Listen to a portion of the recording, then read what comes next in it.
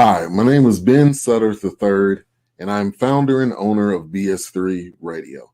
I've been podcasting for 5 years, and with BS3 Radio, it has grown to over 46,000 listens and downloads. I've helped hundreds of people to start a podcast by giving them the knowledge, tools, and confidence to be successful. Now I'm here to help you do the same with BS3 coaching. So let's build a successful podcast. I will be your podcast coach. We'll be able to work one-on-one. I won't be giving you a booklet and just telling you to look over it, but we'll be working one-on-one, side by side, to either help build up a successful podcast or to take your podcast to the next level. So click the link above or below to check out the pricing. I look forward to working with you, and God bless.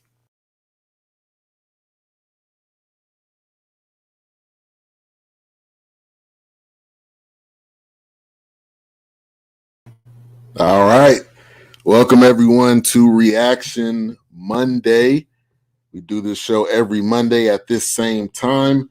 We'll be recapping week 11 of the Creating Young Minds Undiscovered League. We got a ton of highlights as well, so make sure to keep it locked right here. Also, we will be doing a movie review of One Night in Miami. It was a movie that was depicted in 1964, where Malcolm X, Jim Brown, Sam Cooke, and Muhammad Ali met in a hotel room at that time. So we will get into that with the guests we have coming up. We will have Ivan Dawkins, that's a good friend of mine. We'll also have David Wilkes, a co-worker and a friend of mine. And then also we will have H-Rap B, Brian Williams, who'll be coming on the show as well. And we may have another special guest, possibly, depending if he's able to make it or not. So we got a great show. I'm excited. I cannot wait. If you are watching on YouTube, thank you. Facebook, we're also live on Twitter. We are also monetized on YouTube. So you can support us on YouTube with super chat or super stickers. So at the bottom of the screen, by the chat box, there's a $sign. You can click that $sign and you can donate whatever amount it may be. We appreciate any type of support. So we got week 11 of the Creating Young Minds Undiscovered League. The link is down below where you can actually tune into the games. I got my sheet today. So the next set of games will be on January the 31st from 12 to 4, which is a Sunday. You can watch it live if you're not in Texas. creatingyoungminds.uscreen.io. You see it at the bottom of the screen. Or you can watch it in person. It'll be at the Max Sports Center in Louisville. So you have those options of how you can tune in. I think it's a really great basketball league. I truly enjoy covering it. Shout out to my man, Chief Rocket Jersey Vern, in the building. Appreciate the shout out. Appreciate you coming through. Also, thank you for coming through on Saturday night, giving us some stories and breaking some stuff down for us for the conference championship games. So let's get into it. Week 11, like I said, we had 1.5 games. So it was a little bit different of a week this week. Normally there's 4 games. We had 1.5. The floor was extremely slippery. There was a couple guys that fell, and they felt right. And I trust their decision, because you don't want guys getting hurt. That's not a good thing. So they cut the second game short. And interesting, it was 25-25 with 2 minutes and 50 seconds left. Like that is a crazy stat right there for when the second game ended. Also, as you guys are tuning in, let me know where you're tuning in from. We'll definitely give you a shout out. Whatever comments that you put in, let me know if you've seen the movie One Night in Miami, which we'll be getting to that in about 25 minutes. And I'm extremely excited, so want your thoughts as well. All right, so the first game was the Undiscovered Team versus the Phenoms. So in this league, if you haven't heard me talk about this before, I talk about it every Monday night. But if you have not heard me talk about this before, in this league, there is a collective group of teams. There's some guys that are 18, 19, some guys that are 20, 22, and maybe possibly even older. But they all are working towards the same goal. And you have professional basketball players competing alongside young men and inspiring to play basketball in the U.S. or around the world. And I think it's a great league. Thank you, Anthony, for tuning in, coming through, a.k.a. Big Illinois. Chief said he didn't finish it. I would highly suggest you finish that movie. It is well worth tuning into. So, first off, Jared Henderson, a.k.a. Jetpack J. That's his nickname because he's got hops out of the building, out of the gym. He had a really good game. To kick it off, he hit a three. He went 2 for 2 from the three early in the game. So you got to give a guy his respect for being able to do that. And also, there were some scouts that were in the building, and the scouts said over the last 3 weeks, watching Jared Henderson, that he's the best player in the gym. High energy, very impactful on both sides of the floor, a great defender, a good rebounder. He most of the time is leading the games in rebounds. Also a help side defender. And he does all of the intangibles, all those things. And he's a high flying dunker. He was 10 for 11 from the field, 2 for 2 from the three, like I mentioned. Also 5 for 7 from the line. Also, I got to give a big and a huge shout out to my man Biggie.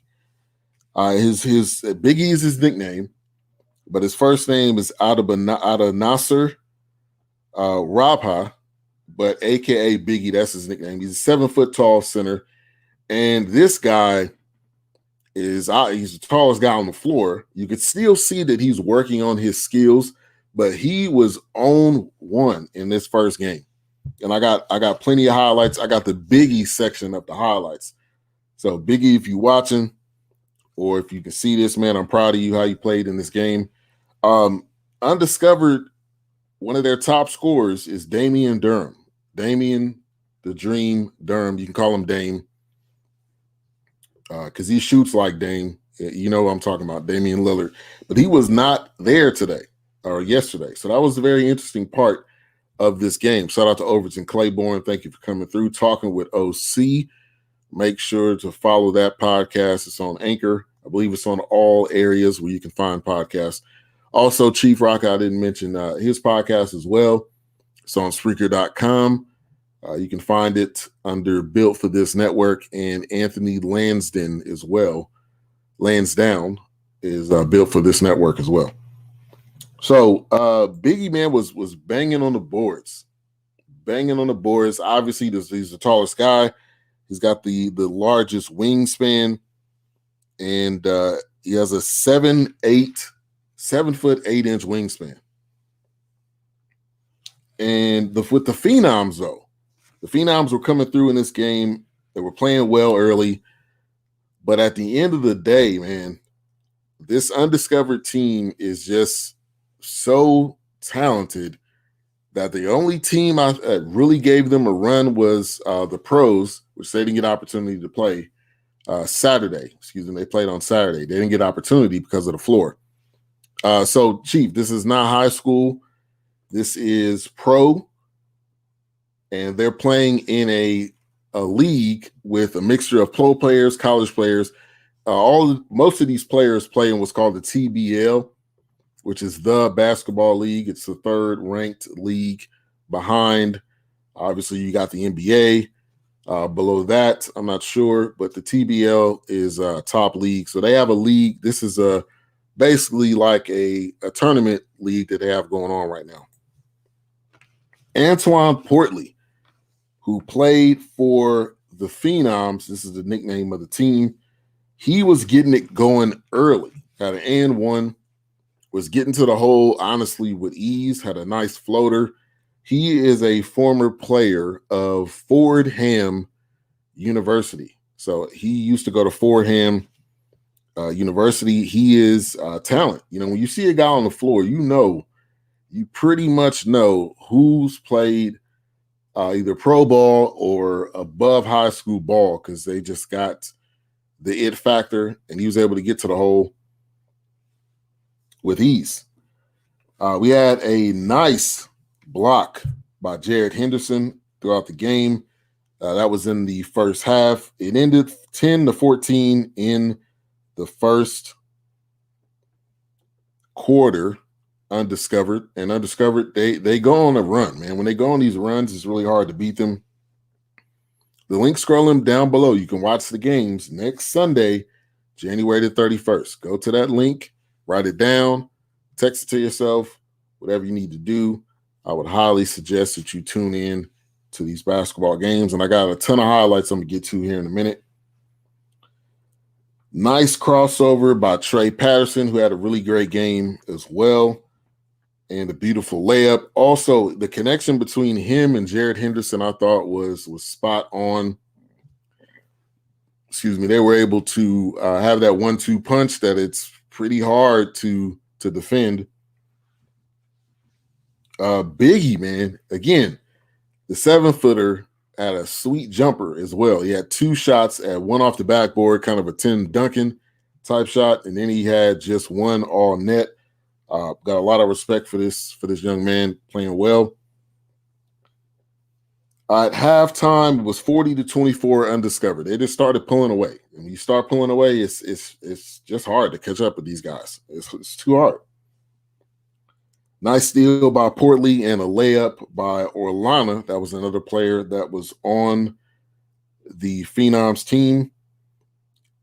At the beginning of the third quarter, I was starting to think, can the Phenoms put a dent in this lead? It was 36-56. They were down by 20 going into the fourth quarter. That's a pretty hard lead to come back from. Trey Patterson to Jared Henderson. I love that connection. I was talking about that. Nice dime. Shout out to Chase Winchester. He didn't score a lot in this game on Saturday, but he was diming up people, man. He was getting the ball to the people, to the guys in the right spot for the right layup, for the right play. So shout out to Chase Winchester. And the game ends 79-53. Undiscovered wins the game. I'm not surprised. I don't think the Phenoms have really played, that group and that team has played together enough. So I think you just got to be honest with it that they did not play as well or play good enough to win that game. And Undiscovered is just in a league of their own. And it's pretty difficult to beat a team like Undiscovered, especially when they are on. It's extremely difficult, especially when they're on their game. So when it comes down to it, they took care of business, 79-53. Let's get to the stat sheet. Jared Henderson, a.k.a. Jetpack J, 29 points. And all 29 of them was, besides 6 of them, was dunks, getting to the hole, and doing his thing. So he had 29, 10 rebounds, 6 assists, 4 steals, 1 block. Trey Patterson, he was diming up.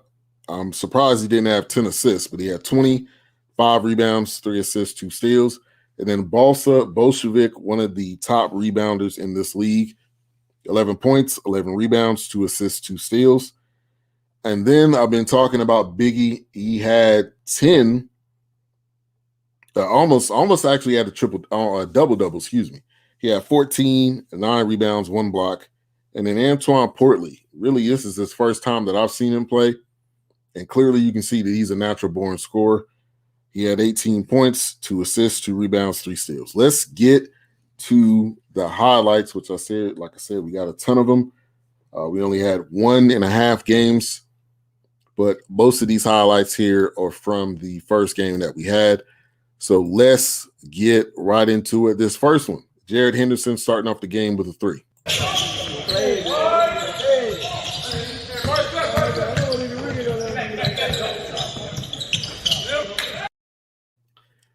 something you can't do. Don't leave guys open, even if they're not shooters like Damian Durham. Go back and watch last week's show. You'll be able to see some highlights from him, but don't leave a guy open like that. Antoine Portley, I've been talking about him. This is a nice floater he had going to the hole.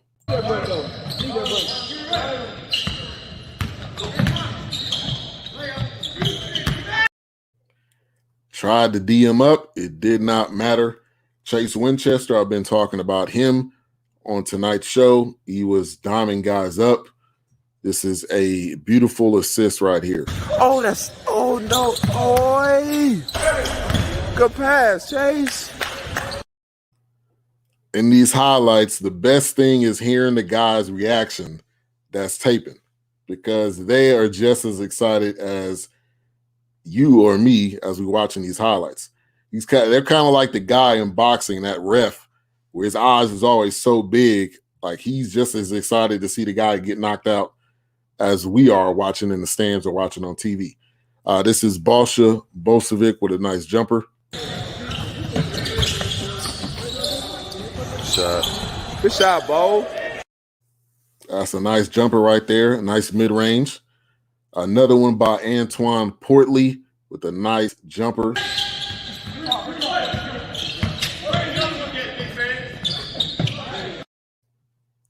Another nice play by him, man. He could have probably 15 highlights with all of the plays he was getting and getting to the hole. Shout out to Biggie. Big play. I got four highlights from him. The only 7-footer in this league. Check out this bank shot right here. Good shot, Biggie. Good shot. Banks open on Sundays. Banks open on Sundays. I like that comment right there. That's that Tim Duncan, Mr. Fundamental. Check out this dunk here by Biggie as well. Yes, sir, Biggie.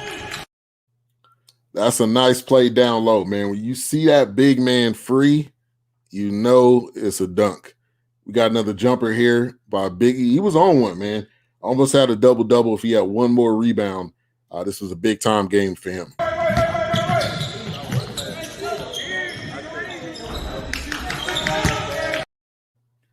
Another nice jumper there. And last but not least, as we talk about the Biggie highlights, this was a dime from Brandon McElvey. I've been working on saying his last name right. Brandon McElvey with a dime to Biggie. He's getting more active and stuff. That's how you do it, baby. Once again, nice pass, nice delivery, nice dunk. Another highlight was Chase Winchester to Balša Bošović. Like I said, man, he's not on the stat sheet, but I guarantee you he had to have had at least 5 to 10 assists. Oh, good pass. Beautiful pass. Trey Patterson with the dunk. My nickname is Trey. So I like anybody with the nickname Trey. This is a dunk by him. Basically a free lane to the hole. Dunk him, Trey. Don't even try to jump. Don't even try to jump. You know it's going to be a poster. Next one is Trey Patterson with the Euro step. Man, the Euro step pretty much taking over the game of basketball, not only by, the James Hardens of the world, but in all areas of basketball.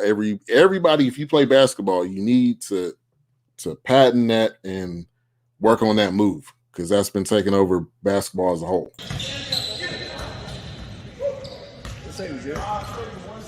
Three, 2, 1. Get shot, Trey. And that was at the buzzer. It doesn't get any better than that. Euro step, nice jumper at the buzzer. And the last one here is Trey Patterson to Jarrett Jetpack J, who's been dunking all game. And here's the highlight here. You got a good one on people down there. Again? Is that how y'all feel?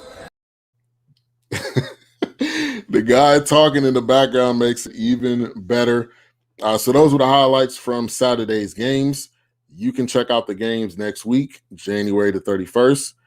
The link down below is where you can watch it. Or if you're in the Dallas-Fort Worth area, it'll be at the Mac Sports Center in Louisville from 12 to 4 Central Standard Time. So we had 1.5 games. Like I said, we had that one game. And then the second game was Louisville Black versus EA Hoops. I want to give a couple of shout outs in that game. We didn't have any highlights from that game and ended early. As you can hear throughout the game, the floor was it was wet. And I don't know if that was because of the rain or what, but you could just hear the tennis shoes and the sneakers going back and forth on the floor. Nick Iniguez, big shout out to Nick Iniguez with a 3 to start the game off. Also Marcus Brooks, who does double time like Mike Lenore. They commentate and they play in the games. So big shout out to them. And Marcus Brooks had a Euro step and a dunk. Also, he had a couple threes before the game was called. It was 12-9 in the first half. First quarter. That's a low scoring first quarter. But they weren't really making buckets on both sides. I want to give a shout out to Elijah Matthews with a nice move to the hole. Kevin Booz, he played well. Nice move to the hole. Also, he had a couple jumpers. Marcus Brooks, again, with another 3.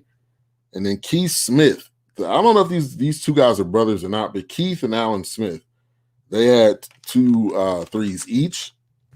And the game ended. They called the game. It was 25-25 with 2 minutes and 50 seconds left. That's like something from the Matrix right there. But I guess that was a perfect time to call the game. And that's what ended the day. I'll be back next week talking about this as well. So you can tune into the games down below. This is week 11, week 12 next week. Before we move on to our next segment, and we will have a couple of guests coming on. I'm really excited. One Night in Miami. So this is Regina King's first, I believe this is her first directorial debut. And she did a great job. And this is based on a play by Kemp Powers. And to give you a little bit of background, on the night of February 25th, 1964 in Miami, Cassius Clay joins Jim Brown, Sam Cooke, Malcolm X, and they discuss the responsibility of being successful Black men during the Civil Rights Movement. And during this time, you heard me right, Muhammad Ali was Cassius Clay at this point. And we're going to get into a lot of nuggets in this movie. I highly suggest you watch this movie.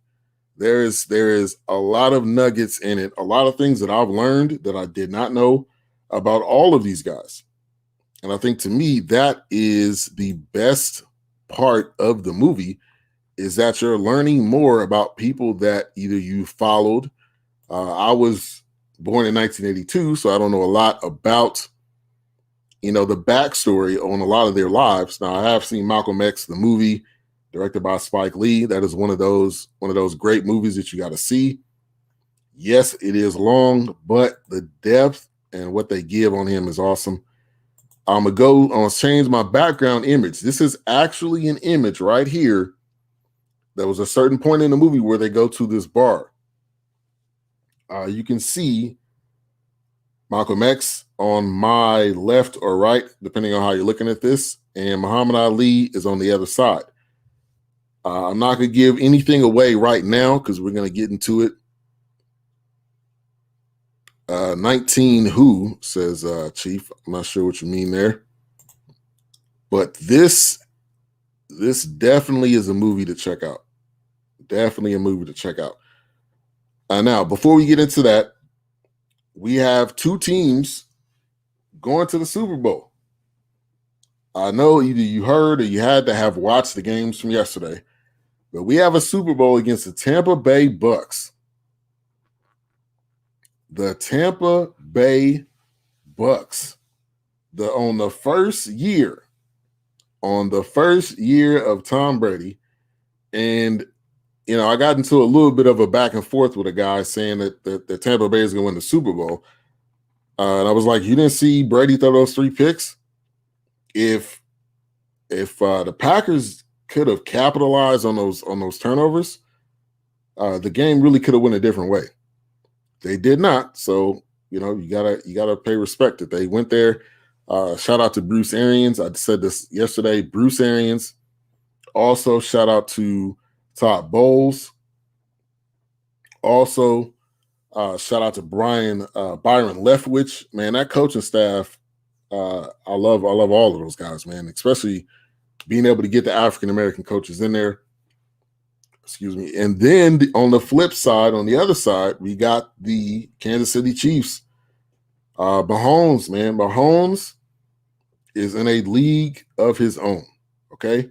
People are trying to figure out how great this guy is. He's in a league of his own. It's just a plain and simple facts about it. And the way he plays game in and game out is better than any quarterback in these playoffs. Just period. The Chiefs able to get some key plays throughout this game, and you can kind of see the youth.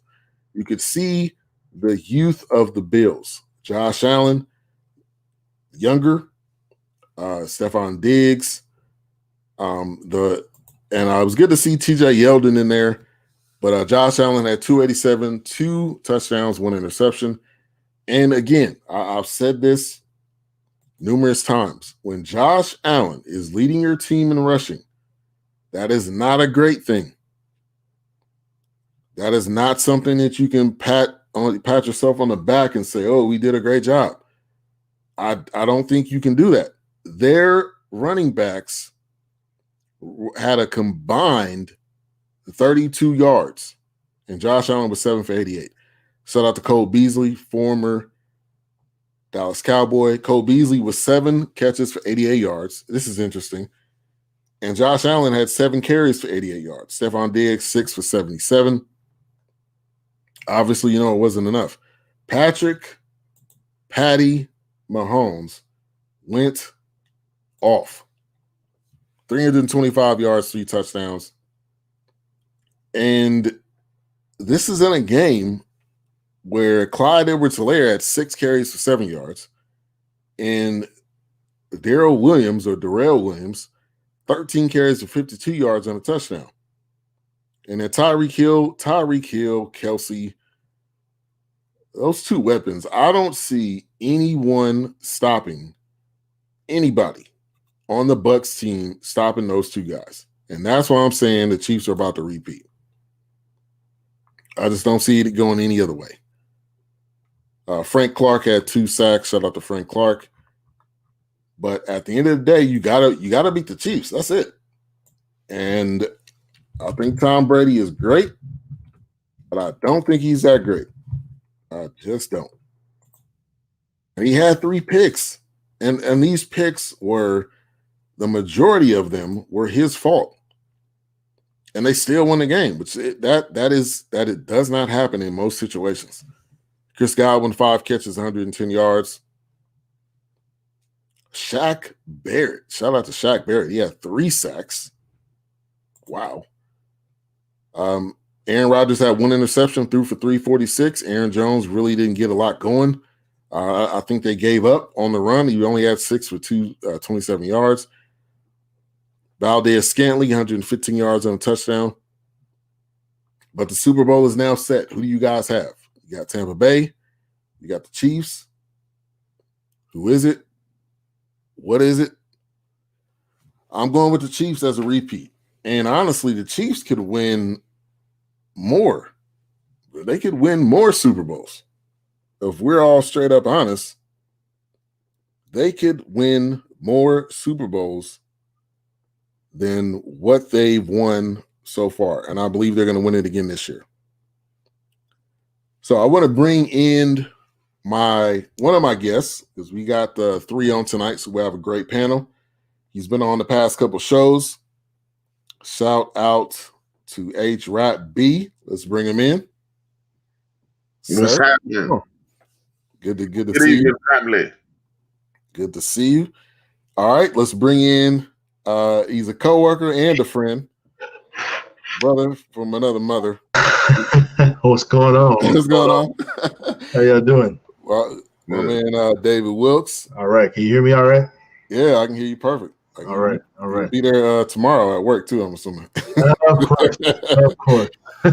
And then let me bring in Ivan Dawkins, man. We go back, man, since 2000, what was that, 6 or something like that. Bring him in, good friend. What's going on? What's going on with it? How y'all doing, brothers? Good. How's it going? Fantastic, man. All right, ready to get into this. Yeah. So I wanted to bring a group of guys together from different areas. I mean, you guys, I'm assuming you guys probably don't know each other. So let's do an introduction here to give you opportunity to say who you are, what you do, and then we'll get into the talks on the movies. But A-Trap, I'll go to you first. Well, I'm A-Trap B, built for this network. I'm a podcaster also. Me and Ben used to be on the same network. I do a podcast tomorrow night on sports and Saturday on community empowerment. I got a couple other things in the works, but I'm a conversationalist. That's why I'm on tonight. All right. From Chicago.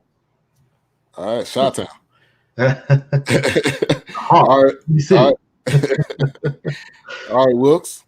Yeah, so I'm here down in Dallas right now. I work with Ben. Got the pleasure to know him over the years, and of course, I usually just post my food on Facebook because I like to make them hungry when I'm cooking, but nothing serious, just a little something. But that's about it. And I enjoy my music, and I'm of course doing customer service at work and whatnot. But I try to give my support to you gentlemen and your podcast. I'm all about that success. So as much as I can back you up. Yeah, appreciate it. He is a chef. Okay, don't let him fool you. He posts food videos. Nah, this dude need to have a restaurant in downtown Dallas somewhere. We working on the food. Don't do that, man. Don't do that. His number is 1-800. No, all right, Ivan Dawkins. Yes, sir. Well, he stole my thunder and said my name. I kind of like saying my name myself. I've been practicing since 71, But yeah, Ivan Dawkins, me and my business partner own a water damage restoration company, and born and raised in DFW. I'm staying a little east of us right now in Forney. All right. Nice. All right. So let's give a couple of shout outs. Chief Rock is in the building on the chat room. John Fisher, thank you for coming through. Irene Hunt, let me know what you guys thought of the movie, and I'll give my kind of introduction. So the picture you see behind me is an actual image from the movie. So you can see Malcolm X, who was into photography, which I didn't know that. You could also see Muhammad Ali on the other side. You don't see Sam Cooke, you don't see Jim Brown in the photo, but they are there as well.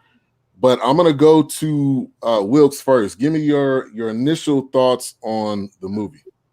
Yeah, so, that era alone is always so, I guess, depicted, and it's heavy. My mom was born in 1963, and, my parents, my grandparents are dead and gone, but, them living through that era, and just, when I see movies like that, it's almost like you're transported to that time, because it's like, what it represented. It was the turbulent 60s, and just the weight of the moment. What I also learned, and like you said earlier when you started, I didn't know that the friendship was like that with the gentleman. I didn't. When you see documentaries about these gentlemen, they don't really dive into that personal side too much, or about friendships, because I guess they've all been on their path and trailblazing.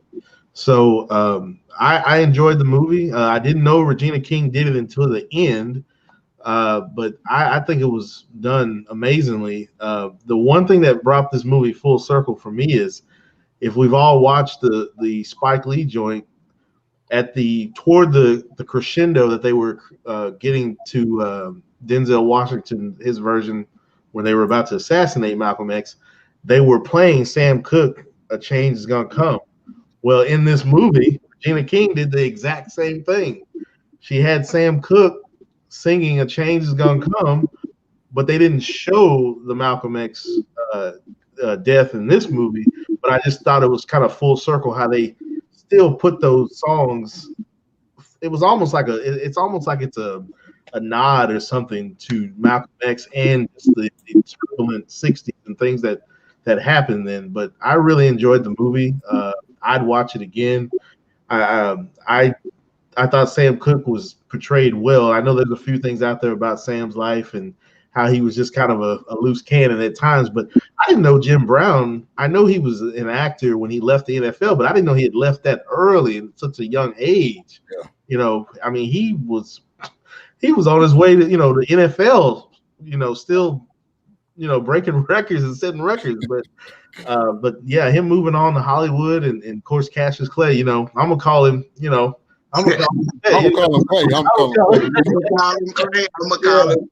Exactly. So it's just one of those things where it's just I enjoyed it. I don't want to hog the spotlight and take away from it, but I enjoyed it. It was good. It was good. Yeah. And Regina King, man, wow. Going from 227 to now.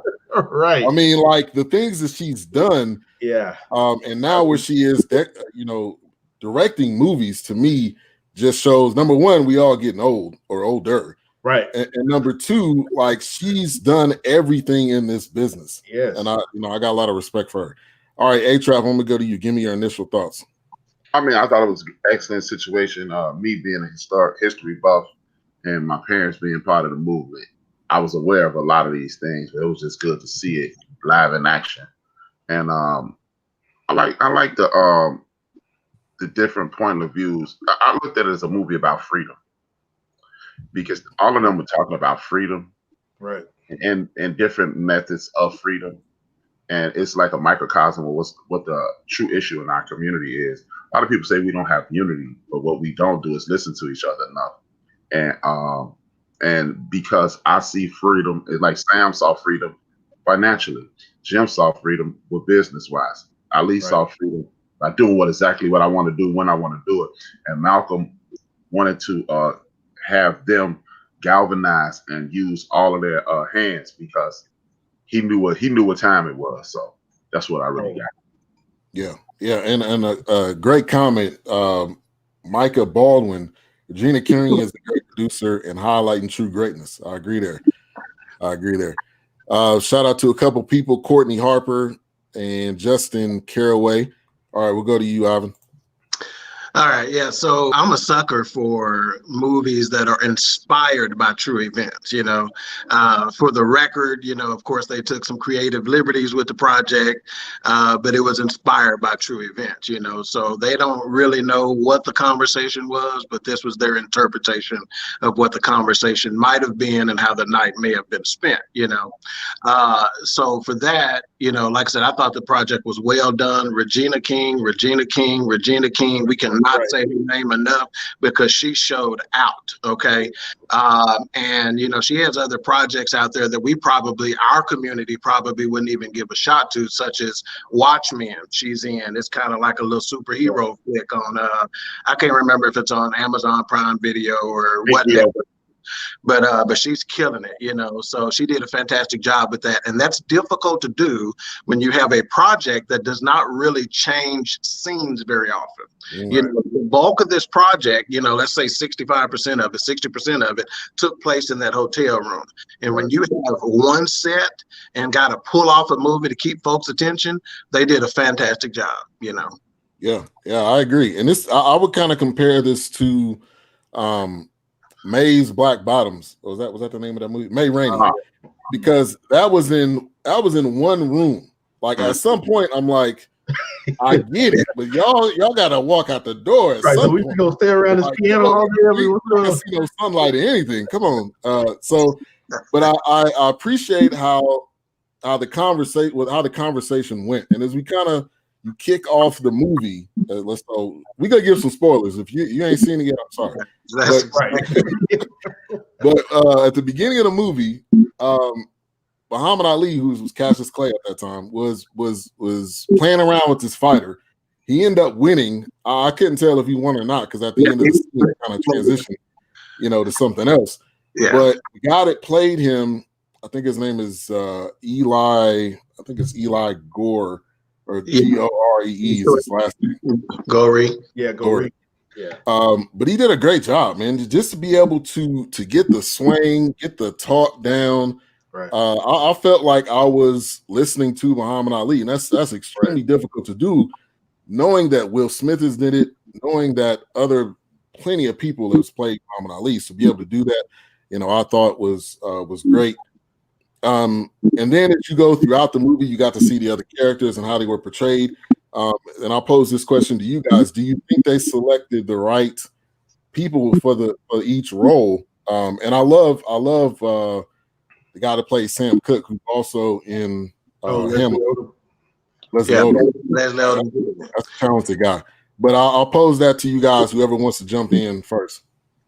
Yeah, I think they did a fantastic job with casting, actually. In fact, as I, kind of watched the movie, that's one of the things that I paid attention to, because Cassius Clay / Muhammad Ali, he ain't easy to pull off. You got to have some charisma. You got to have, you got to be good looking. You got to be funny, and you got to be kind of deep, because Muhammad Ali, especially when he became Muhammad Ali, got deeper as he got older, Yeah. So that cat, Eli Goree, who plays Muhammad Ali or Cassius Clay in the movie, he's actually a Canadian dude, and he's done some projects like Ballers, The 100, and Riverdale. And then the cat that played Malcolm X, Kingsley Ben-Adir, he is British. He's a British actor, So that was interesting to me, because you can't pick up accent or anything like that in it. So I think casting was fantastic. And Leslie Odom Jr. can sing with an A. But when I say that boy can sing, Spotify looking at some of his stuff, man, he that good. Yeah, he's a great actor too. Yeah. And I know people may not like Hamilton because it's a lot of singing. I get it, but the way they put that together is amazing. He was a major part of that. So that's a side story. You can go check that out.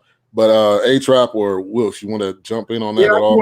I wanted to go back kind of what A-Trap was saying. It's like the weight of that moment that I mentioned, I felt like times they were leaning on Malcolm X to carry that moment, because like you said, there was financial freedom, there was business freedom, but then there was also that knowledge that Malcolm X was just trying to get them to harness and use that and put that back into something positive and constructive.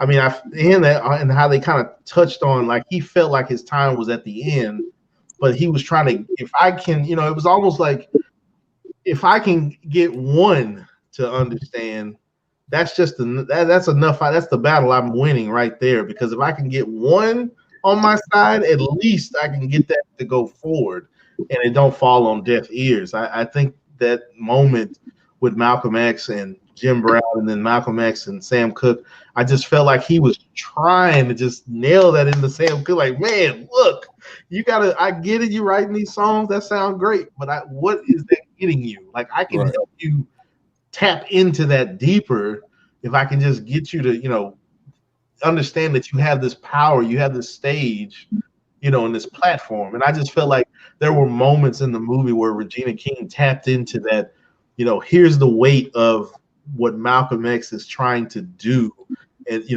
before it's dead and gone, and he takes it to the grave. You hear a lot of pastors say, there's a lot of dead people that are pregnant. Well, they're pregnant because they're pregnant with knowledge. So, you just had that moment where it's like you want to, like, he's trying to get it out. So it's just one of those things where I felt like it was a heavy moment when they were talking in that room. And like you said, there was some stuff that probably it may be emphasis and expanded on, but it was a heavy moment. Like, you could tell he was trying. Yeah, and then the point where he put that other record on, that hit Sam to his soul. That at that minute, he was like, "All right, I gotta go." Right. He couldn't put about me. Good job talking, man. I gotta go. A-Trap, you want to comment on that?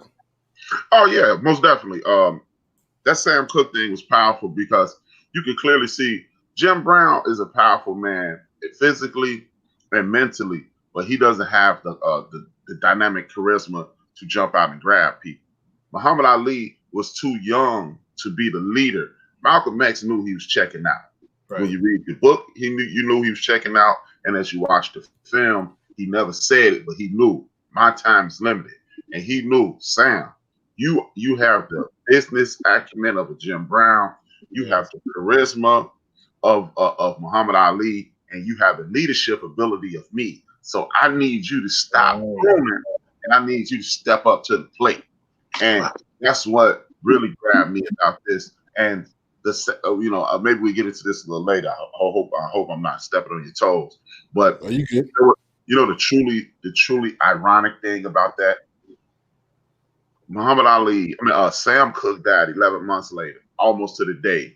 Yeah. And Malcolm X was assassinated 360, about 4 days later. Yeah. It was like a year later. It was like, wow, like it's crazy. Almost to the day. Yeah. I found that interesting. Had a birthday last Friday. Yeah. Yep. I found that extremely interesting. February 21st, 1965, Malcolm X was assassinated. And that was February 25th, 1964. So yeah, almost to the day. And the most interesting thing is the people he was trying to speak to was involved in him being assassinated. Like that's the part, like you're trying to deliver a message to someone, right? But are they really receiving it? Mm-hmm. And that goes back to to what happened to him at the end. The other interesting tidbits was Louis X.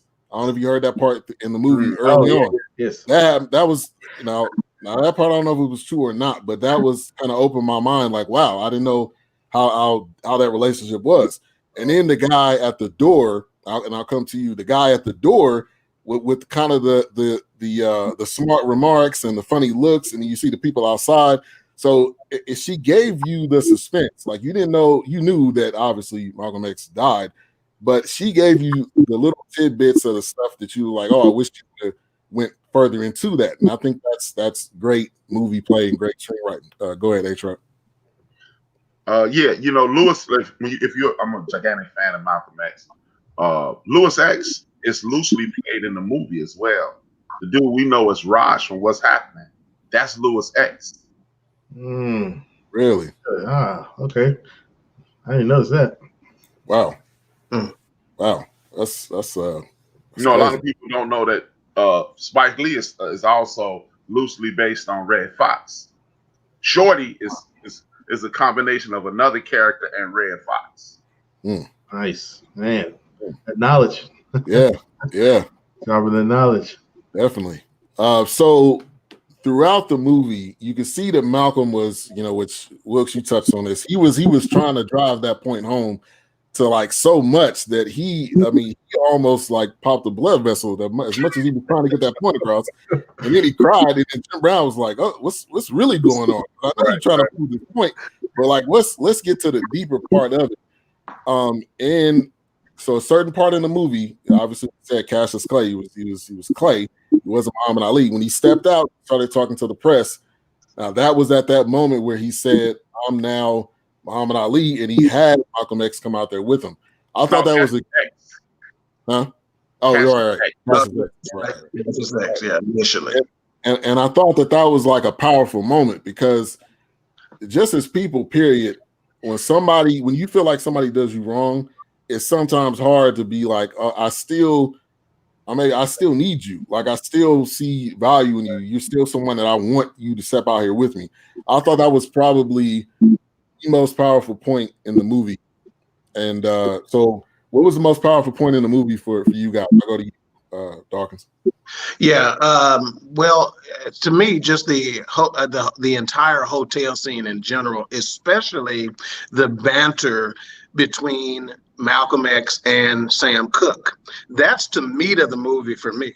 That's where your steak and potatoes is right there.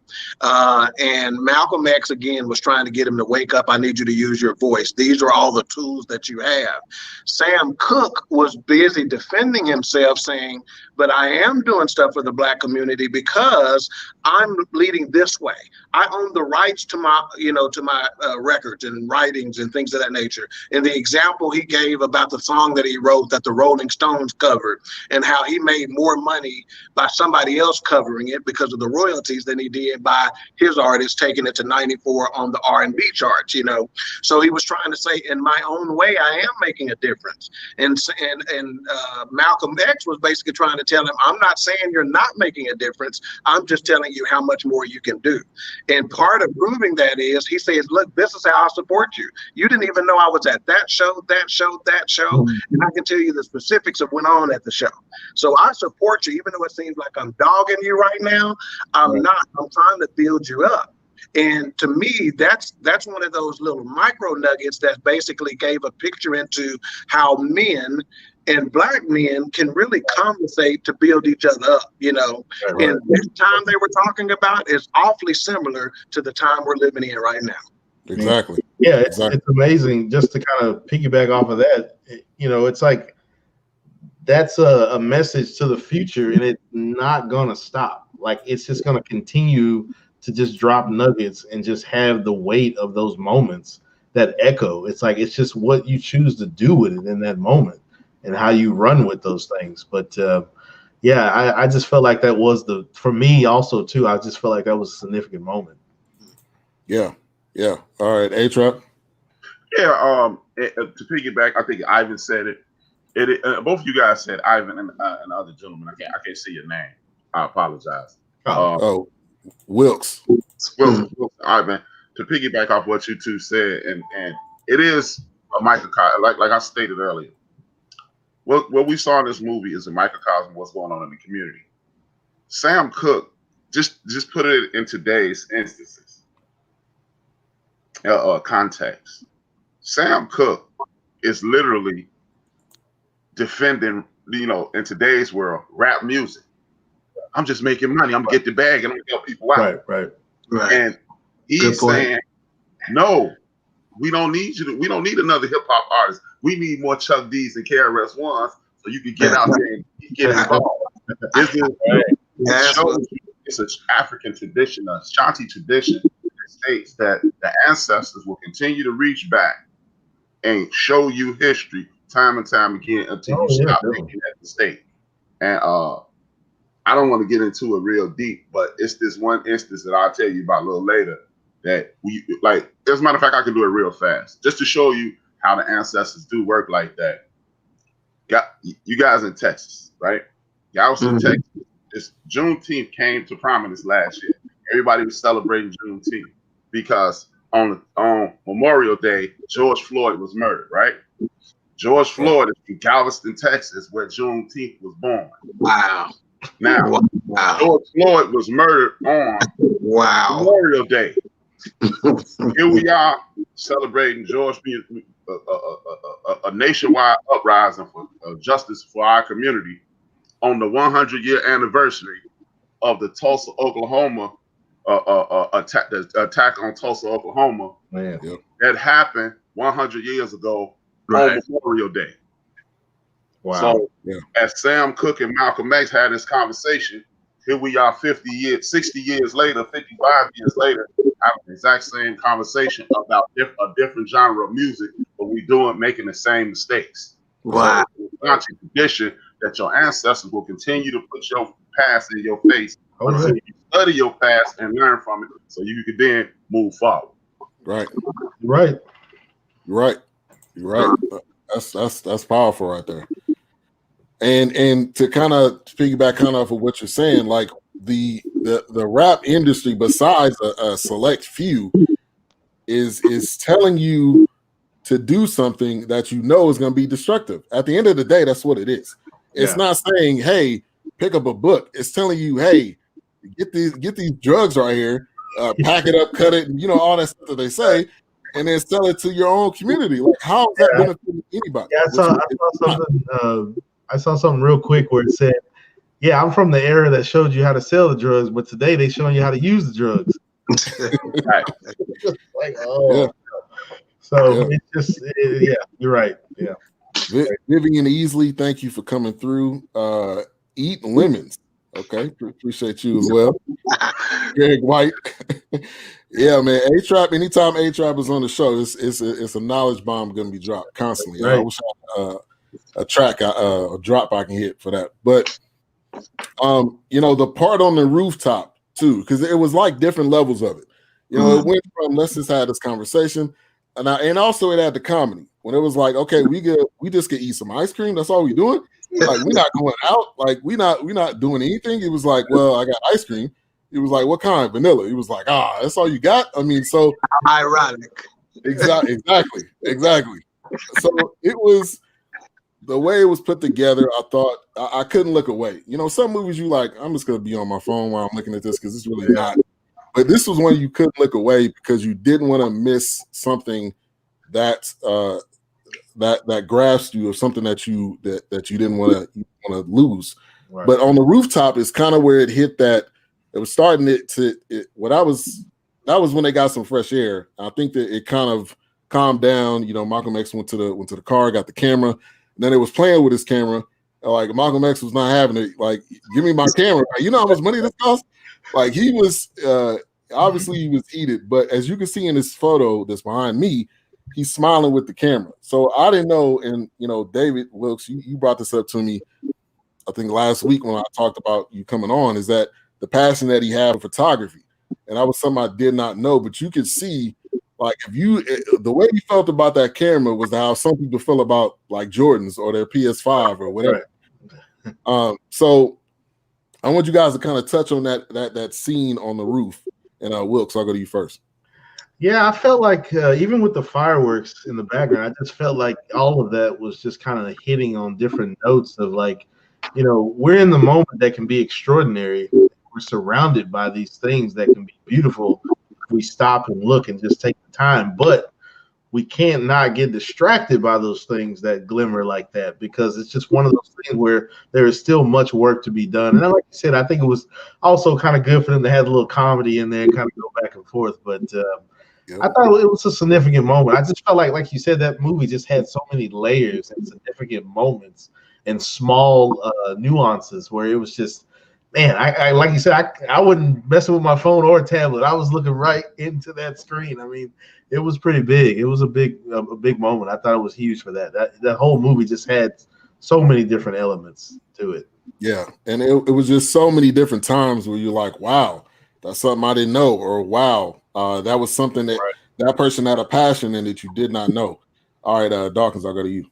Yeah, the rooftop scene for me, and this is a point that I don't think can be missed about the film in general, is the fact that it showed that we as Black men are vulnerable.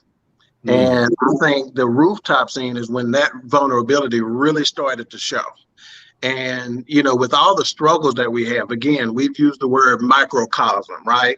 And it was a snippet of what men go through today. I think that was another message that was given in the film, right?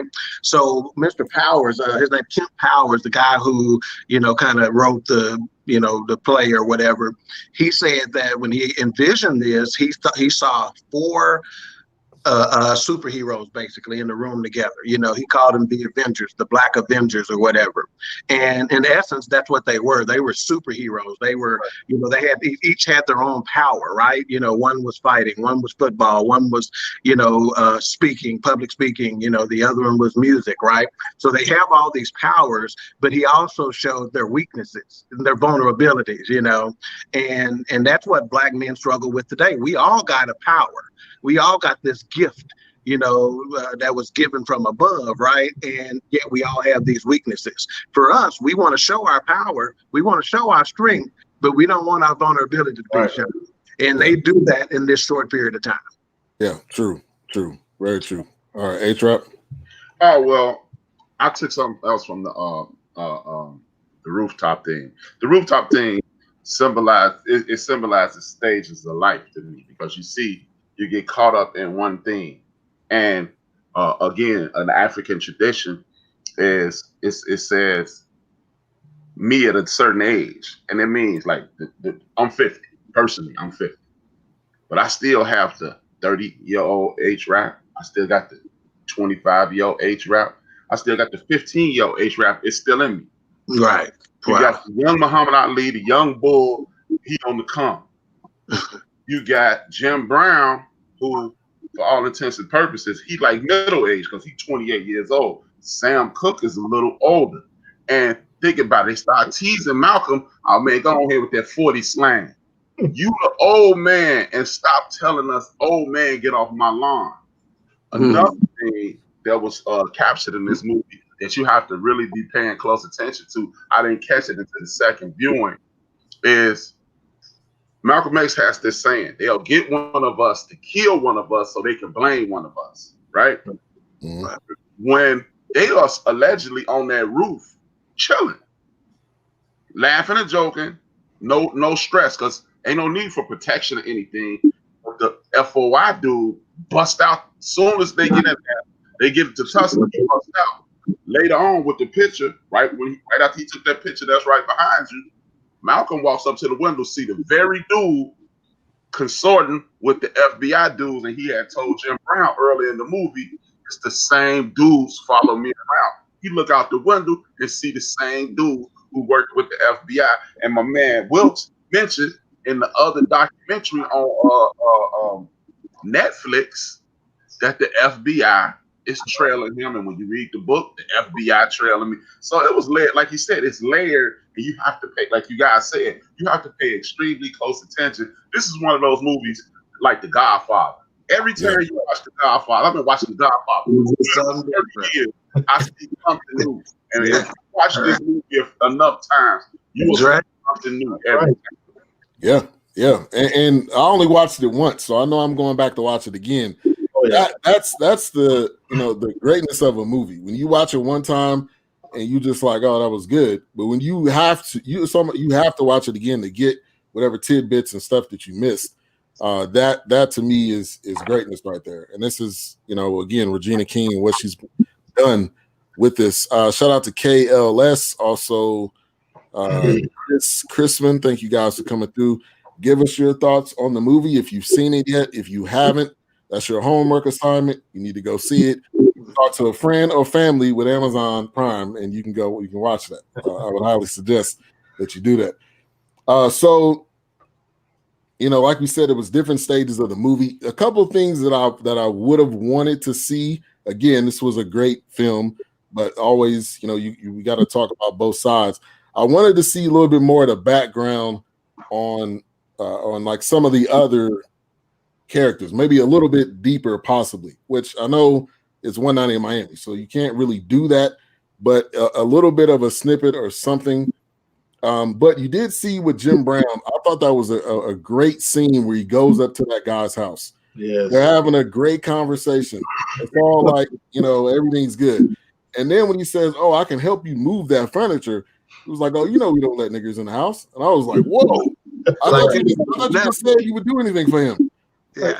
So that scene, obviously that scene, then the one with Sam Cooke, he's there with his wife.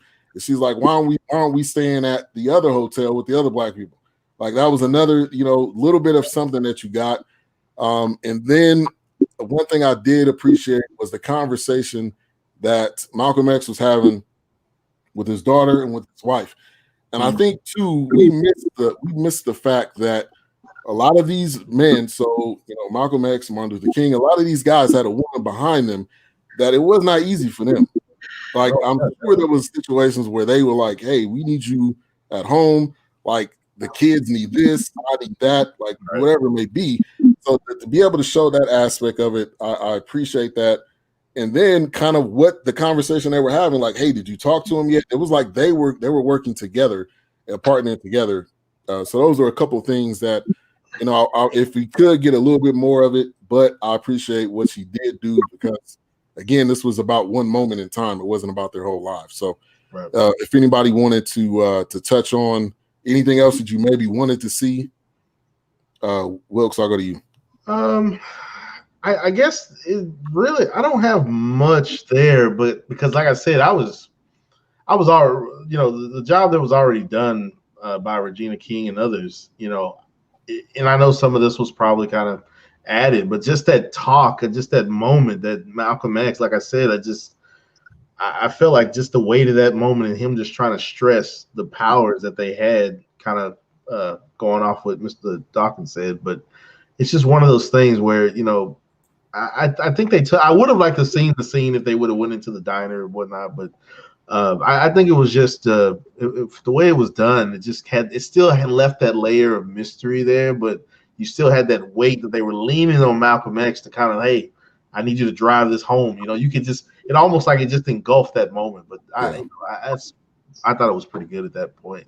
Yeah, and that's a movie though. Like you can't get everything you want, or else it would just be like, they gave us everything we wanted, and that's it. But now that's why you want to go back and see it. Like, did I miss something? Right. So Dawkins, I'll go to you. Yeah, my mama used to always tell me, always leave them wanting more. Yeah. And that's exactly what they did. I want a bunch more in a bunch of different aspects, but that's not to say that the meal wasn't good already, right? Right. You talked about Sam Cooke, him and his wife being in that hotel, right? Well, if you notice, she said, you haven't sung to me in a long time. Real quick, she just told you they done been having some problems, Right. and he was the one that wanted to party. He sent her home that day. Yeah. And he went to the room where the ladies at? He didn't say it so nicely though, Jim Brown. Like, shit, man, I had other plans. I wouldn't go to eat ice cream with y'all. They always trying to get where the women was, So yeah, it's some little nuggets. That's all she did. Gave you a piece of it, so you can understand. Okay, this was the situation with these guys to give you. That's the background she was giving you, right? Yeah. But her entire project, I think, what she wanted it to be is thought provoking. Right. She wanted to be thought provoking on a couple of different issues. Oh, yeah. And I think she accomplished that goal. Yeah, definitely. All right, A-Truck.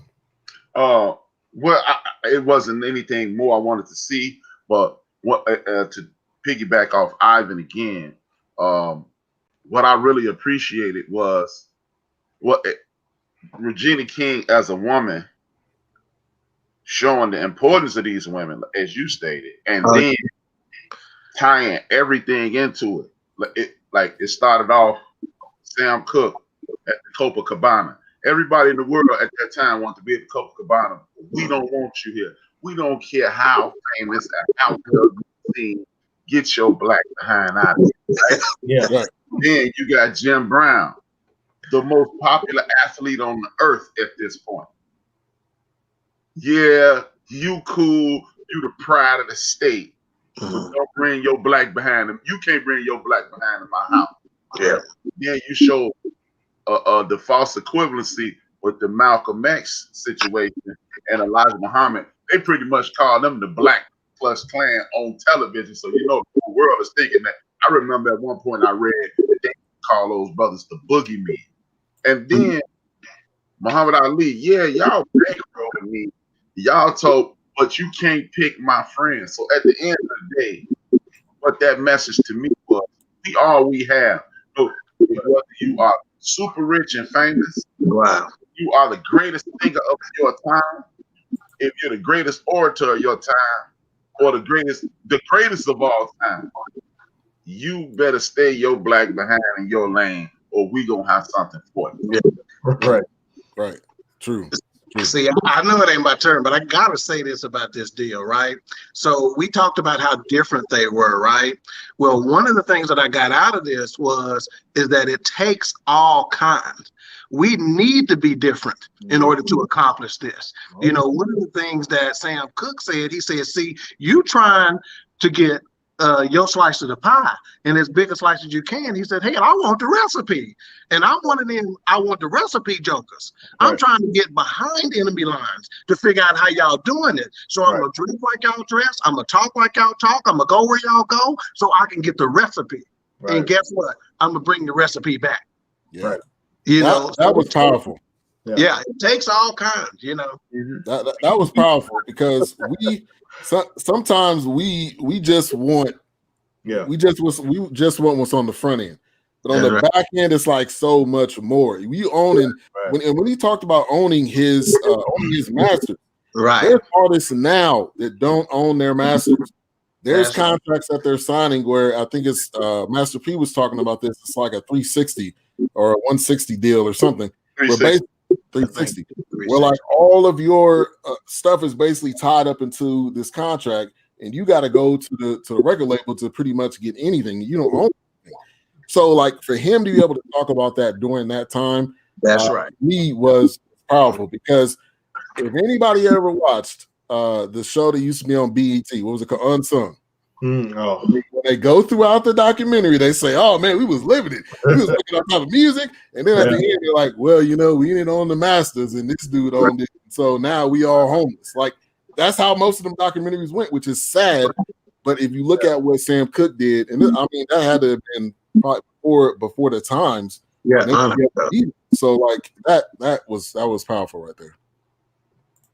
Yeah, I totally agree. I really appreciate it, but that's something I preach on my Saturday show a lot, and I use it in the context of whether you're a Jewish person, a Catholic person, a Protestant, Baptist, a Muslim. We don't really care. It's not important what your beliefs are. If you are LGBTQ or whatever, we have to stop figuring out a new way to divide ourselves. Because during that time, as Jim Brown stated, it was light skin, dark skin. Now we just ventured off into all these different places. But at the end of the day, I'm gonna send it to you. I'm gonna send this picture to you in a little while. Ben, it has this. It has it was a series of actors, and they go, I'm black and Italian. I'm black and this. I'm black and that. I'm black and that. And then it has this hillbilly on the side saying, "Well, y'all all niggas to me." And until we realize that gay, straight, or whatever God you believe in, that's how they see us. I'm glad you brought that up because Jim Brown was obviously I knew Jim Brown was deep. He didn't have any he had a few major moments and the major points that he made, but that one was like, Malcolm, you know what I'm saying? He was like, well, it was like, you know what I'm saying. Yeah, that was really like that. Like Malcolm, I think needed that moment, but everybody else gone, and it felt like he was able to like release and break down because you see that he cried in that moment. You see that he was like, that was when he almost popped a blood vessel at that point in the movie because he was so focused, and then he was doing that. Why was okay? Look, it's so funny, but why was his finger so small? Like I was like, man, that was a funny part of the movie. Now, what was the funniest point in the movie to you guys? For me, it was funny and it was serious when Jim Brown said, "You ain't got no job, brother." Yeah.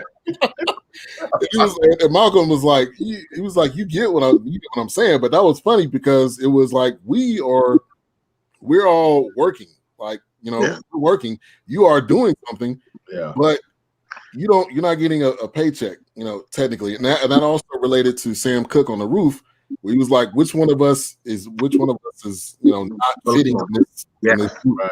Yeah. So I thought that was the funniest moment for me. Wilkes, I go to you. For me, it had to be when they were playing Keep Away with the Camera. I mean, that brother was not having any of that business. But he was like, "Man, y'all know what this camera costs?" But it was just one of the moments for me. But it was serious because he's like, "Okay, this is my passion, but you're playing with my passion, but y'all want to make it funny at the moment. But I'm trying to be serious." So I thought that was pretty funny to me. Don't start playing with my money. Yeah, you're right. All right, Dawkins. Still, for me, the funniest part was about the fact that they wanted to party. They was trying to get the women. Muhammad Ali or Cassius Clay during the situation, before he went to the restroom, they were like, "Yeah, I want some women," and then Jim Brown was like, "Man, I need to give me some." Cassius Clay go to the bathroom, wash his hands, and come out and said, "Come on, man, let's go somewhere." Jim getting blue balls, So it's just like they were light, they were just tripping, So that piece for me was just, I couldn't stop laughing at that part.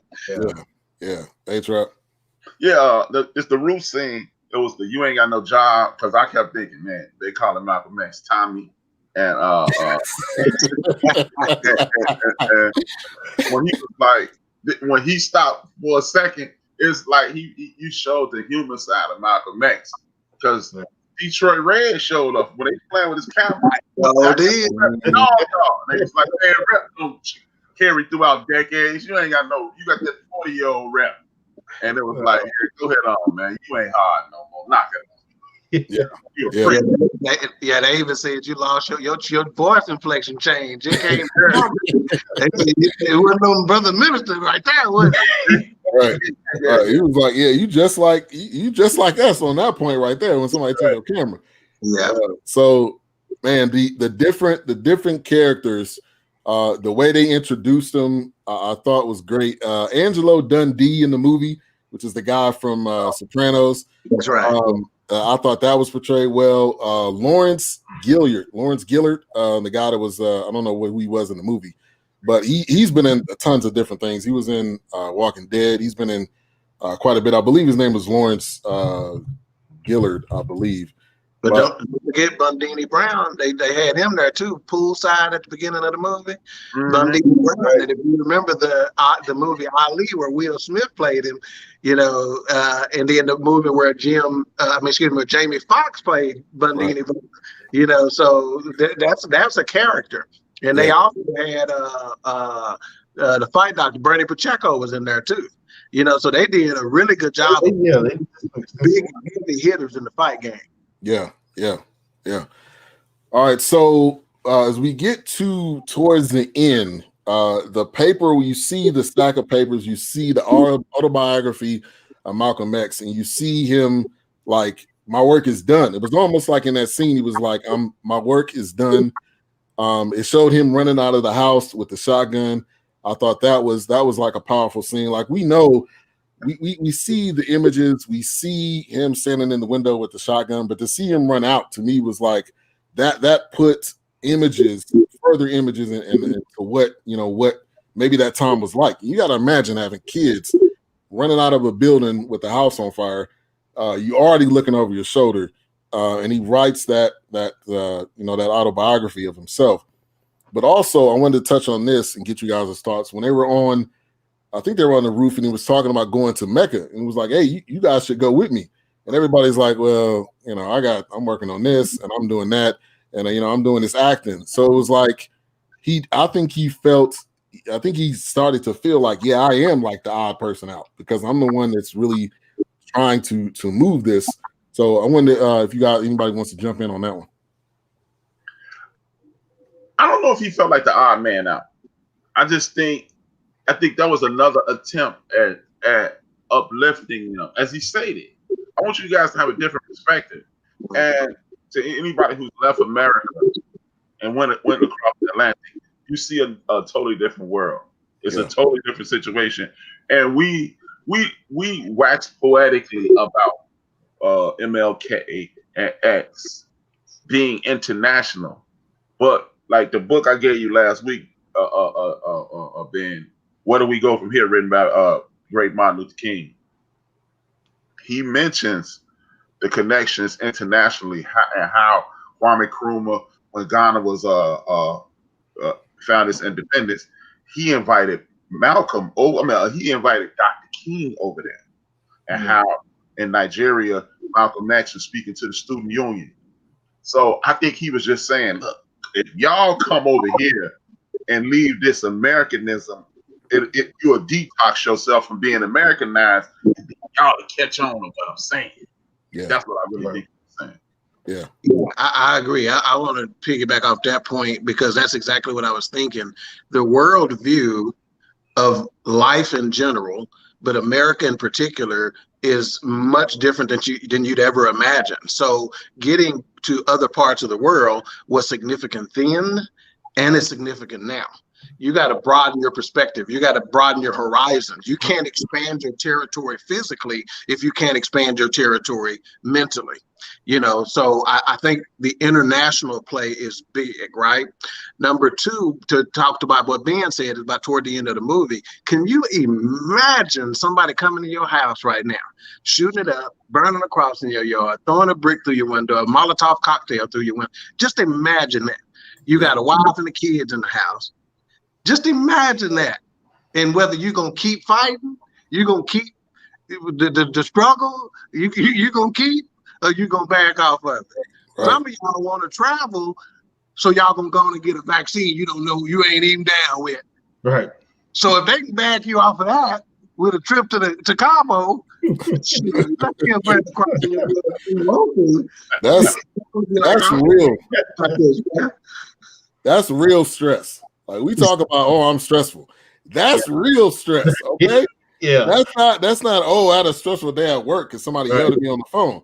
That's like I could have burned in a house with my family, with my wife, if I didn't happen to wake up or be awake, or whatever, how they got out of there. So yeah, that's another level of why I don't know when we talk about, like, if we're talking about the struggle now, is it really a struggle compared to what they experienced? Like, that's a real question that probably a lot of people don't want to talk about or don't want to bring up. But go ahead, A-Trap.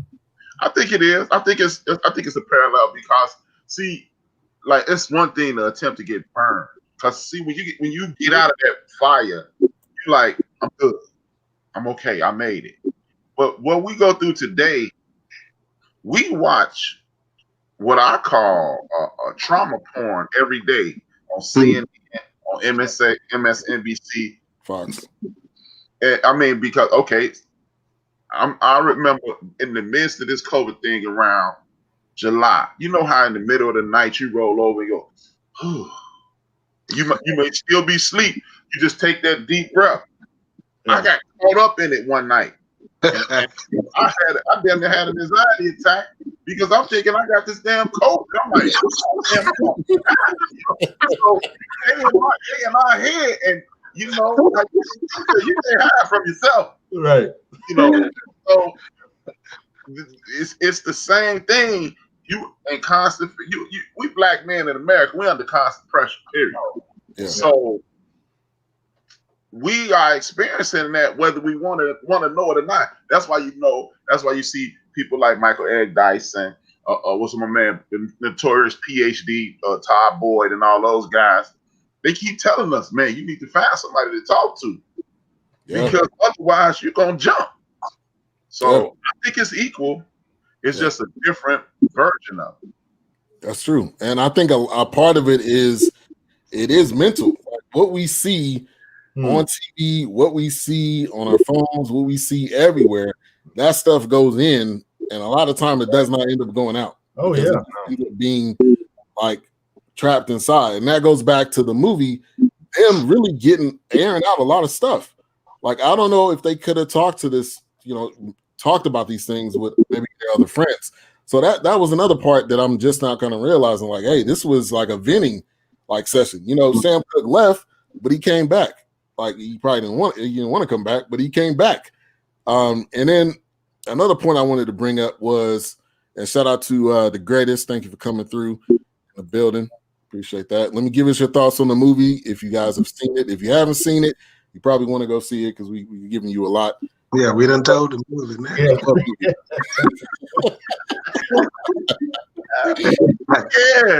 Yeah. Yo, man.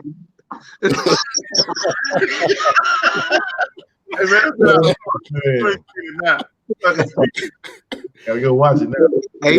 A-Trap mentioned a term that I take some notes and stuff like that trying to get ready for this, and he used a term that I didn't include, but it made something jump out to me. Okay, so first of all, pressure, right?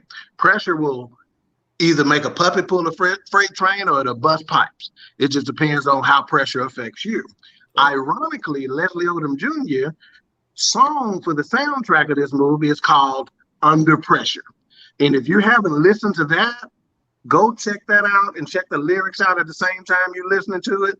And don't listen to it on your little bit of jam box. Listen on the big one so you can get all of it. But that Pressure, Under Pressure is his song that he just wrote. Check that out, man. Yeah.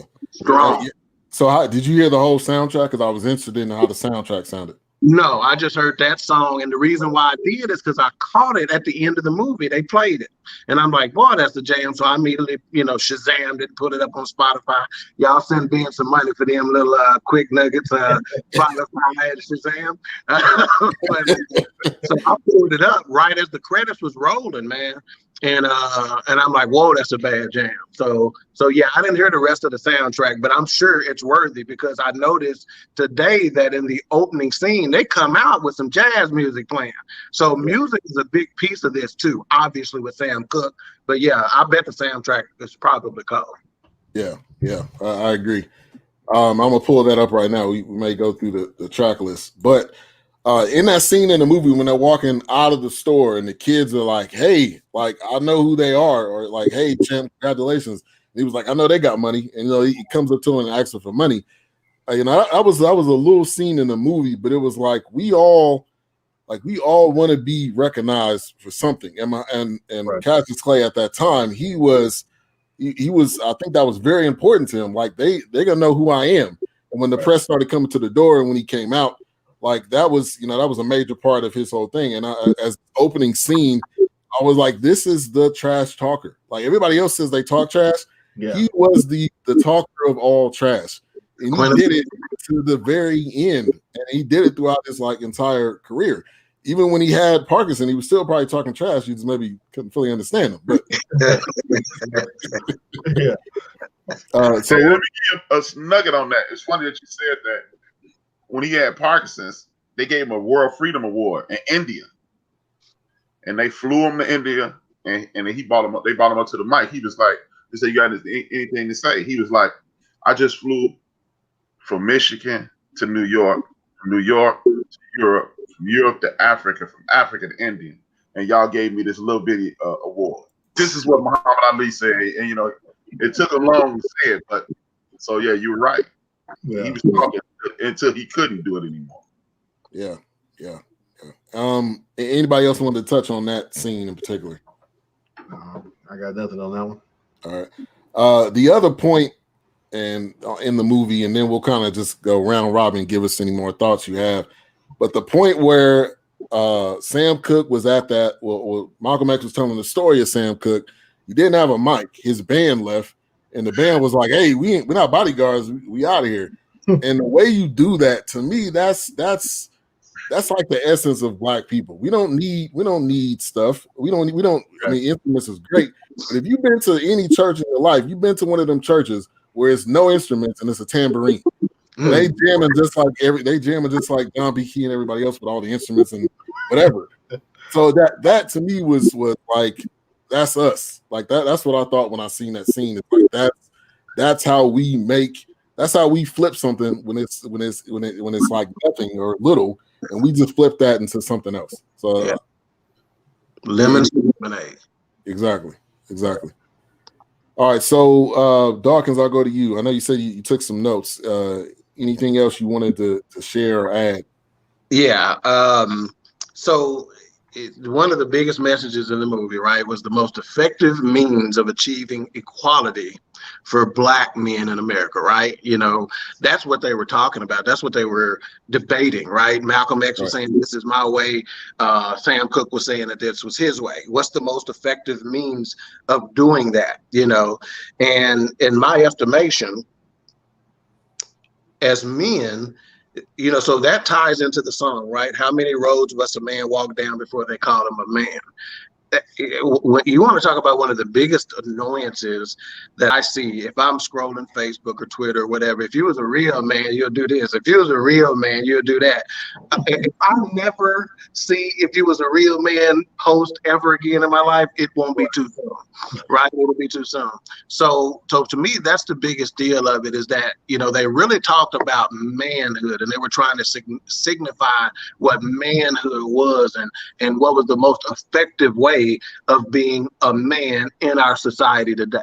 Not just any man, but a man that can make a difference, a man that can, for me, leave a legacy, and again, I think those were just the beginning of those conversations. And to me, the biggest message or question you walk out of in the movie, what's the most effective manner? And again, my answer is it takes all kinds. Be good at what you're good at. We all have strengths and weaknesses. Stop focusing on your weakness and start focusing on your strength. If you can make your strength that much more stronger, I promise you folks ain't going to look at your weakness. Let your weakness be it. Let it take care of itself. Focus on your strength and leave your weaknesses alone. And if we all agree to leave everybody else's weaknesses alone and focus on our own strength, it's going to be even that much better. Yeah, that's true. Man, put a cash out up there. Hey, I know I'm the most handsome guy on the video, but I ain't gonna tell y'all that. All right, I'm pretty. Shout out to Kirby Alexander. Thank you for coming through. Larry Mitchell, we appreciate you guys. Give us your thoughts on the movie as we're talking about One Night in Miami, a great movie, Regina King. And I think the biggest thing that we all struggle with to some degree is comparison. Like we want to be able to look and say, oh, this guy over here is doing this. Now in this movie, as I bring up that word, there was a little bit of it, but it was more. I think it was more so them just sharing what I do, because they all had their. The great thing about this, they all had their different lanes. None of them were in the really. Muhammad Ali, Cassius Clay, and you could say Jim Brown was in the sports lane, but also Jim Brown was like transitioning. So it was that to me it was also great, because it wasn't like it was 5 boxers getting together, 5 actors getting together. It was different people from different things that they did. But going back to like comparison and kind of piggybacking, Dawkins dropping some nuggets here, is that we want to say, oh, I wish like I'm doing this. Like there's people that say, man, look what you're doing. I wish I was doing this. Like 5 years ago, it wasn't this. It was like me in a closet with a microphone. Right. And it's still growing. Like this still is not it. So like that's why I tell people, if you got a podcast you want to start, do it. I don't care where it is. Do it on your phone. There's so many ways that you can do something that you cannot just say, oh, well, because I don't have this, I can't do it because this person's doing it. Like that to me is also something I think we could get from this. If they have their own greatnesses and they were like pushing forward in their own greatnesses, and it wasn't like, oh, well, I'm not doing what you're doing. So I wanted to kind of add that in there. Right. Yeah. But Wilkes, I'll go to you. And also if you got something kind of a takeaway, the biggest takeaway for you. I think when the scene when Malcolm X showed up, when Sam Cooke was performing, or when they showed that and how he was there kind of leading, it was one of those things where Malcolm X was kind of in that moment like, man, if you're doing all this, just think of what other greatness you could tap into and what other messages you could send. Even though I know you're in the entertainment, you're in the, singing your song and writing your music and starting your business, but like you just mentioned, there's more ways to get to that, I guess that pinnacle of, hey, this is where you want to be, but along the way, give some knowledge, show some leadership, share these things. And I think that's the biggest thing, where it's like it's more than one way to get to that point that you're trying to reach. Yes, if you can get a crowd to sing along with and raise their voices and stomp, surely you can get them to believe and share knowledge beyond your wildest dreams. And I think that was a big thing, because Malcolm X, he's like, man, if you can get them to follow you like this, just imagine I'm watching you do this, but you're not trying to hear me right now in this room, but I guarantee you I can see beyond this. Yeah. So I just think that was a real big moment in that aspect. And that gave us kind of an example of like how you build up a brother, because he was going hard. When he came back, it was like he went the softer side. So he was like hard, he was like pushing, and then he was like, I'm gonna come at you in a different form. And I was kind of waiting for that. Like, is he gonna come at this day, or is he about to hit him with the same thing? And then you see like, oh, I get it. I better understand it now, because you're not being as forceful. You're not more so as pointing the finger. So that was a great point. H-Rap.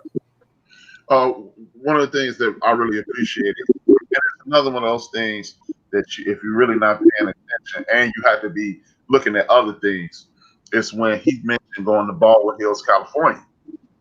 Yeah. And it brought me back to the former drug kingpin, Rick Ross.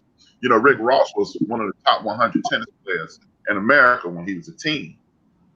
And he mentions how he used to live in Compton and play tennis with Jim Kelly, which lets you know we don't have to be A-Trap and Ben. We have our own networks. We blow up and expand, right? We don't have to leave our neighborhoods. We could just make this the rich part of town. And that's the working class part of town. And we can interact. And that's what I took away from it, because Ali knew exactly what he was talking about. Ball Hill, California, they gave Gap and everything. And it took me right to this documentary with Rick Ross saying, hey, man, I used to play tennis with Jim Brown. And people don't realize that Kevin Costner used to live in Compton. And so, when you realize what's going on, again, you have to look at other things. And we'll have, you'll have me on in the future. We'll continue to talk about these things, man, and how we can just take, like, you guys are from Texas, I'm from Chicago. We got people from all over the country. And on our networks, man, we got people from all over the world tapping into us. So if we can have people and countries that I can barely pronounce listening to us, what happens when I and tune into my network, and then some of my listeners tune into your network, and we continue. Like, remember that? I think Will said he's my age, so remember that commercial books and so on and so on. Oh, yeah, it just keep going and going. Yeah, right? it keep building. It keep building. Yeah. That's that to the white neighborhood to make it. Right. You don't have to leave that. Yeah, it's just one of those things. It's kind of like, I guess, what Malcolm X was trying to drive to Sam Cooke. It's like, you can make all this music, you can have these businesses, but you don't have to leave and forget maybe where you come from, kind of the aspect. Right. But you can build right here. You have the building blocks. You have the people that are hungry for the knowledge. As I've always heard, put it where the goats can get it. It don't have to be difficult. Joe Madison. Jim Brown, actually, in the movie, Jim Brown actually dropped some knowledge on how they are actually getting us to not fulfill our destiny once we've quote unquote arrived, right?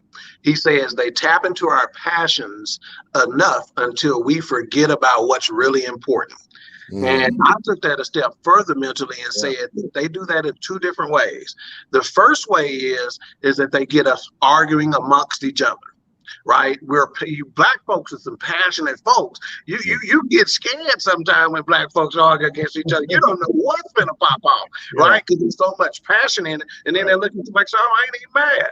I'm not mad. We're just talking.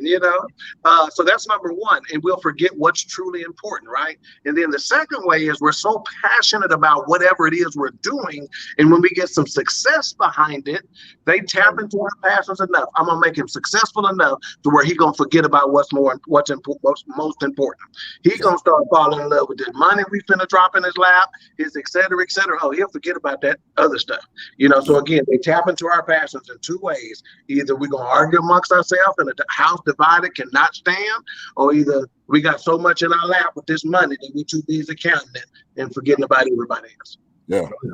Wow. That's it. I wish they had a list of the quotes, and maybe that's something we need to come up with. That's right. A list of the quotes in this movie. Yeah. Because we did a Martin Luther King thing last week for Martin Luther King Jr. Day, and we talked about a lot of his quotes. The quotes in this movie, I think, is things that we can put up on our wall and read. Yeah. Yeah, definitely.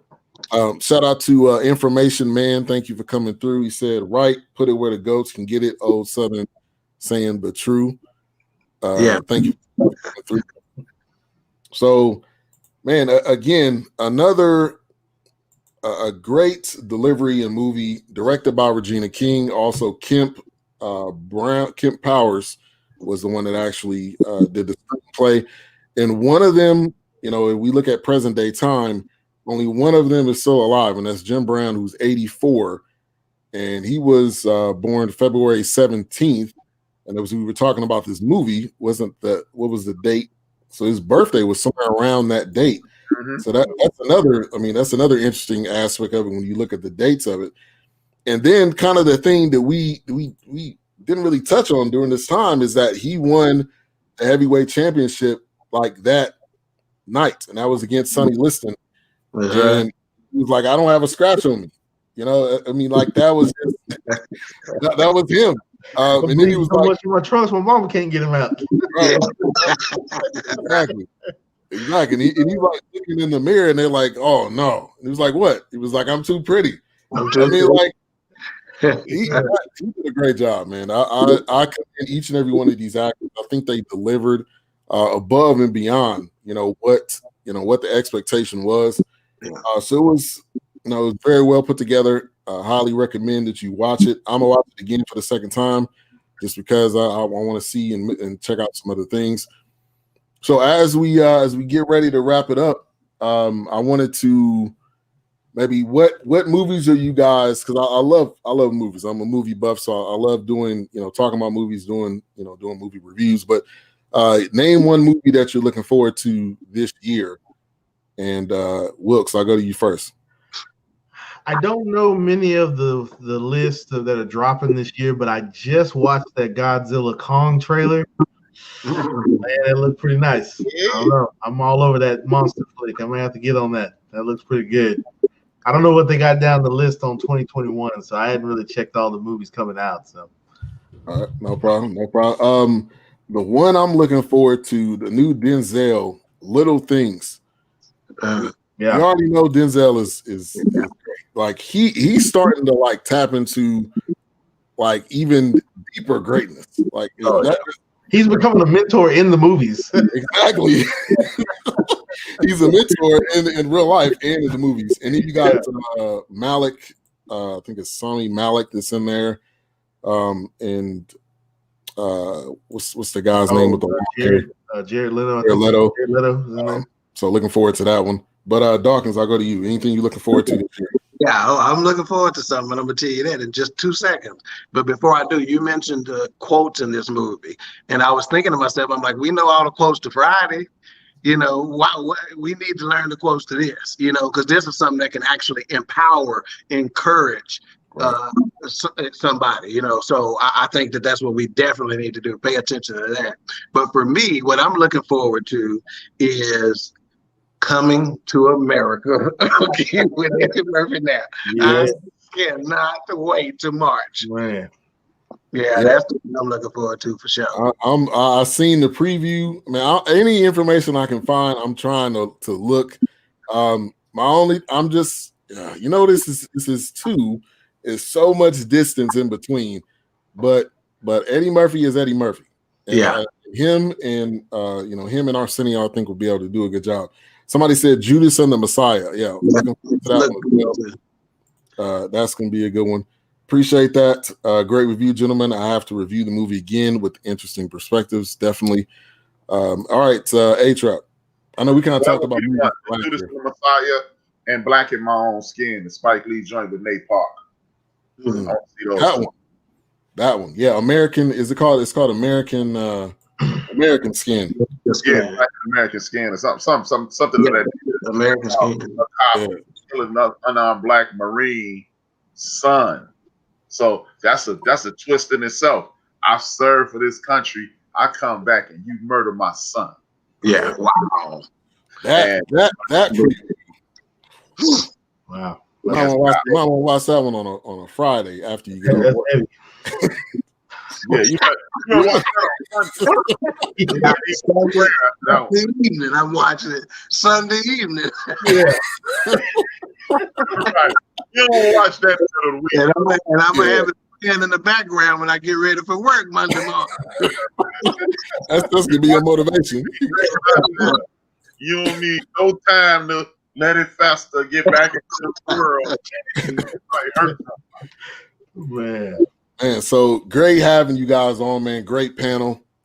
I love to do this again, man. Any of you got any ideas? You got a movie that you want to do? A-Trap?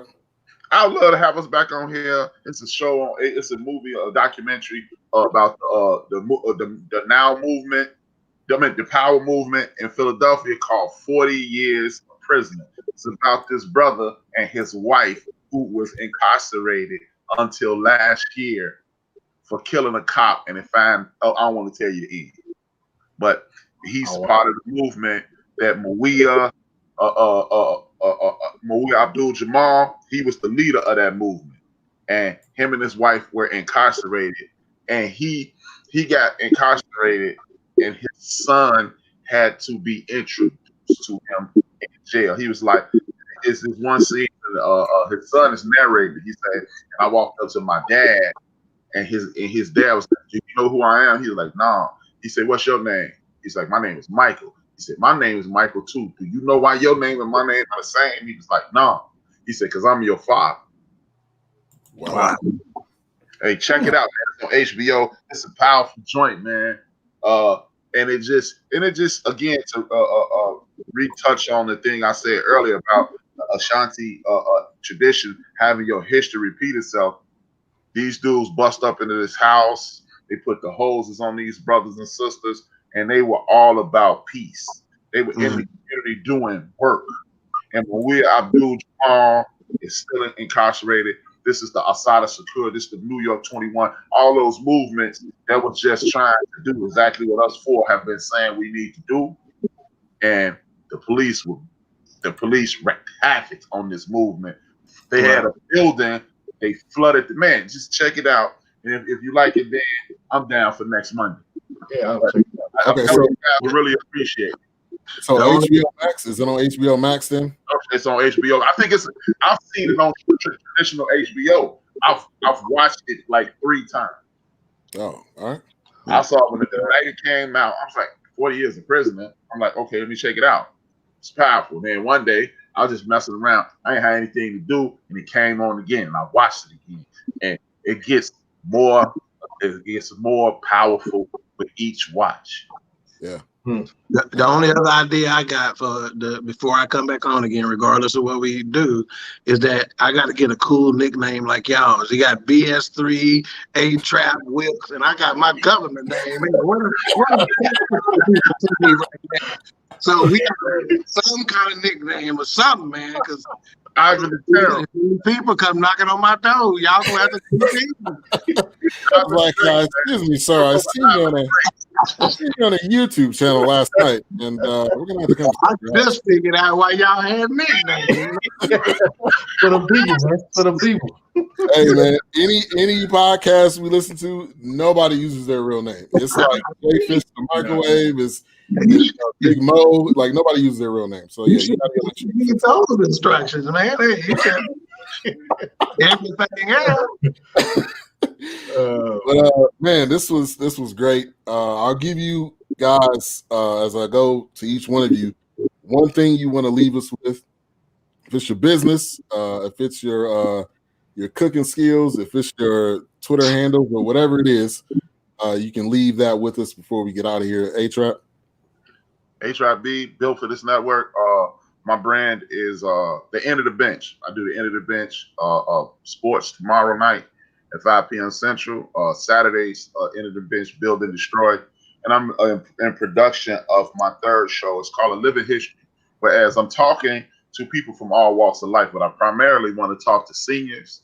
But I'm talking to people from all walks of life, drug kingpins, drug addicts, convicted felons who turn their lives around, especially seniors, because I personally feel we lose about 100 years of history every time one of those people. Like, imagine stories that Hank Aaron could have told us right before he died.